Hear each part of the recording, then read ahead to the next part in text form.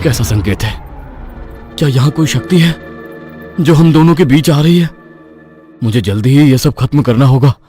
पूरब ने जल्दी जल्दी मंत्र समाप्त किए और फिर मेघा को गले में माला पहनाकर उसे अपनी पत्नी बना लिया। बिस्तर पर मेघा घूंघट लिए बैठी थी। तभी पूरब उसके नजदीक आता है और घूंघट उठा देता है, लेकिन सामने का नजारा देख उसके पांव तले जमीन खिसक जाती है। कौन हो तुम?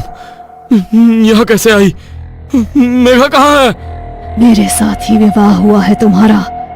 अब तेरे शरीर और आत्मा पर मेरा अधिकार है। ये नहीं हो सकता। मैंने तुम मेघा को माला पहनाई थी। क्या हुआ? मेरे करीब नहीं आओगे? अगर तुम करीब नहीं आओगे तो ये विवाह संपन्न कैसे माना जाएगा? पूरब आंखें बंद करके मंत्र पढ़ना शुरू करता है। तभी भक्षिणी अपने असली रूप में आ जाती है और सीधा पूरब का गला दबा देती है। पूरब के मुंह से शब्द ही नहीं फूट रहे थे। उसकी आंखें बाहर निकल आई थी और शरीर ढीला होने लगा था। भक्षिणी ने पूरब का गला छोड़ दिया और अगले ही पल एक खूबसूरत कामिनी स्त्री का रूप ले लिया।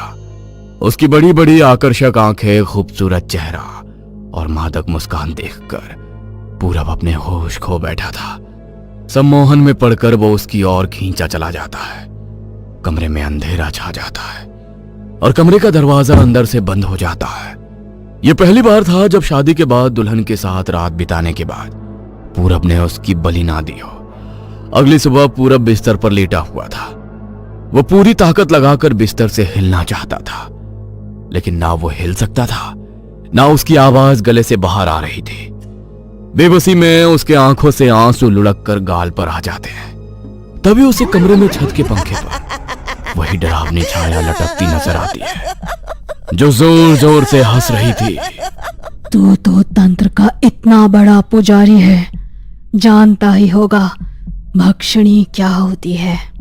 भक्षिणी वो काली शक्ति जो जिस पुरुष के साथ संबंध बनाती है उसी का रक्त पीकर अपना पोषण करती है। अब से हर रात तू मेरे साथ रहेगा। तेरे शरीर का कतरा कतरा खून पीकर मैं अपनी प्यास बुझाऊंगी।